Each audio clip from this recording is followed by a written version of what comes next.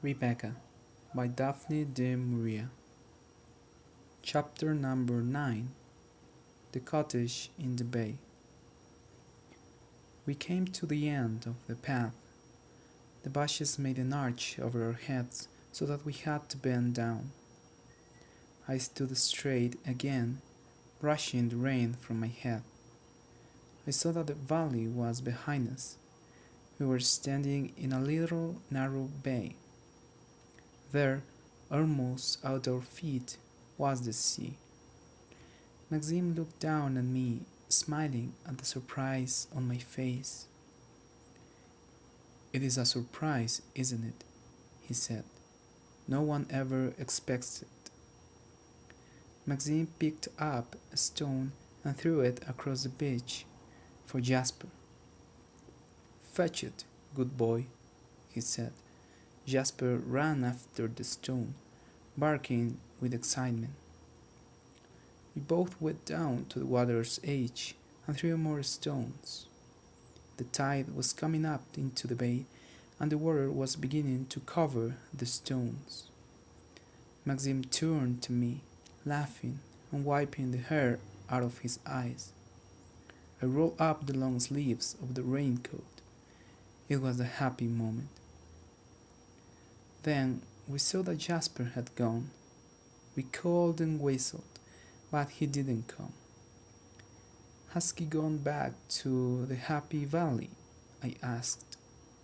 "He was by that rock a minute ago," said Maxime.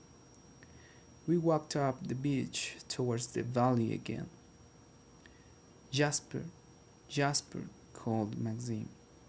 In the distance, beyond a line of rocks to the right of the beach, I heard a sharp bark. "Do you hear that?" I said. "He's gone over this way." I began to climb up the wet rocks. "Come back," Maxime said sharply. "We don't want to go that way." "I must get him," I said. "He may be hurt." "He is all right," said Maxime. "Leave him. He knows the way home." I began climbing over the rocks towards Jasper. I thought Maxime was being very unkind. I got to the top of the largest rock and looked beyond it. There was another bay. A small stone wall across the bay made it into a small harbor. In the bay was a green and white buoy, but no boat. The woods came right down to the shore. At the edge of the woods was a low stone building, a cottage or a boathouse. There was a man standing on the shore, dressed like a fisherman. Jasper was barking at him and running round and round. The man took no notice of the dog. "Jasper," I shouted. "Jasper, come here." The dog looked up, but he didn't come to me. I looked back, but I couldn't see Maxime. I climbed down into the bay, and the man looked at me for the first time. There was something strange about him. He had small, stupid-looking eyes. His face was fat and round, and he had thick, red lips. "Bad weather, isn't it?" the man said with a stupid smile. "It's not very nice weather," I said. "Come on, Jasper, we must go home now." But Jasper ran away, barking. "Have you got any string?" I asked the man. "I want something to tie the dog. He won't follow me." "I know that dog. It's not yours. It comes from the house."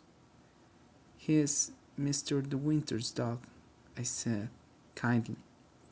"I must take him back." The man said nothing, but stared at me in the same stupid way.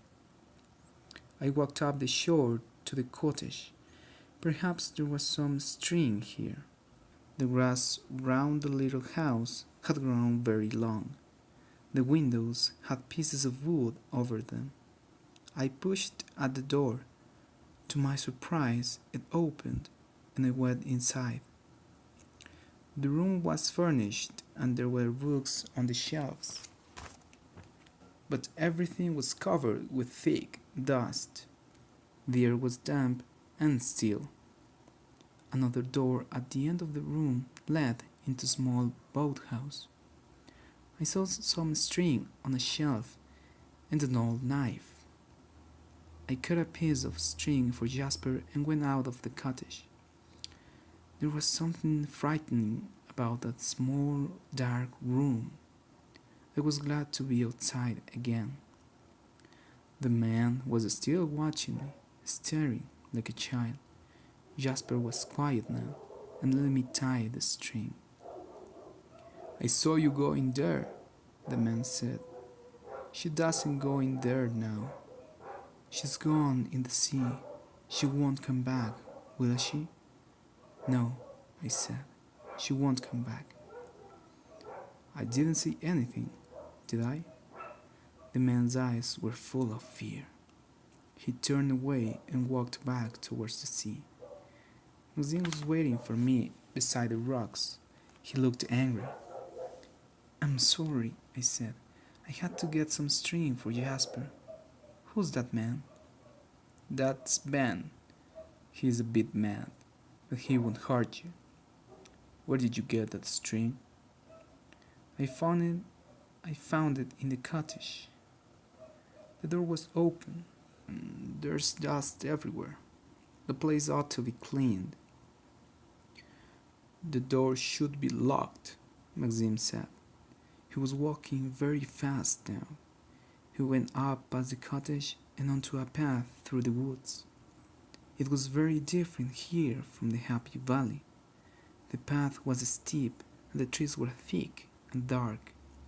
It was cold now and my legs ached. Jasper was tired too and walked very slowly. "Come on, Jasper, for God's sake," said Maxime angrily. "Pull at that string, can't you?" he said to me. "It's your fault," I said. "You walk so fast." "If you had listened to me, we would be home by now. There was no need for you to go after Jasper." "I thought you would come with me," I answered. "Why should I run after the damned dog?" Maxime said, not looking at me. "That's an excuse. You didn't want to go over the rocks," I answered. "All right, I didn't. I didn't want to go to the other bay. I never go near the place or that damned cottage. If you had my memories, you would not go there either. You wouldn't talk about it or even think about it." Maxime's face was white. His eyes had a dark, lost look. I took his hand and held it tight. "Please, Maxime, please," I said. "I don't want you to look like that. I'm sorry, darling. Please, don't let us quarrel." "We should have stayed in Italy," Maxime said. "I was a fool to bring you back to Manderley." I had to run to keep up with him now. At last we came to the top of the path and out to the lawn. Maxime's face was hard. He walked straight into the house and spoke to Frith. "We want tea at once," said Maxime. Then he went quickly into the library and shut the door. I tried to keep back my tears. Frith must not see them. I turned away as he helped me off with the raincoat. He picked up a handkerchief. "Is this yours, madam?" he said. I put the handkerchief in my pocket and walked slowly across the hall to the library. Maxime was sitting in his usual chair, with Jasper at his feet. We walked across the room and knelt down by Maxime's chair. "Don't be angry with me any more," I said. Maxime looked down at me. "I'm not angry with you," he said. "But I've made you unhappy," I replied. I want you to be happy so much. I love you." "Do you?" he said. His eyes were full of pain and fear. "What is it, darling?" I said. "Why do you look like that?" The door opened before Maxime could answer. It was Frith and Robert with the tea. The small table was put near the fire and covered with a white cloth. Frith brought in the silver teapot and kettle. Then came the cups, the sandwiches, and cakes. Everything was the same as yesterday. When the servants had gone, I looked at Maxime's face. The color had come back into it. He took a sandwich. "Pour me a cup of tea, darling," he said to me, "and forgive me for being so unkind." There was nothing more to say. Maxime smiled at me and picked up his paper.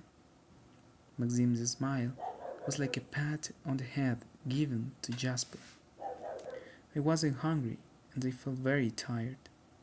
I gave Jasper a piece of cake and took out a handkerchief to wipe my hands. The handkerchief was not mine. It must have come from the raincoat pocket. There were some letters in the corner, a tall R and the W. It was Rebecca's. The raincoat, too wide, too long for me, must have been hers too. Rebecca had worn that raincoat. She had left the handkerchief in the pocket. I could smell a scent I knew. I shut my eyes and tried to remember what it was. Suddenly, I knew. The scent on the handkerchief was the scent of the flowers in the Happy Valley. Was there nowhere I could escape from Rebecca? End of chapter 9.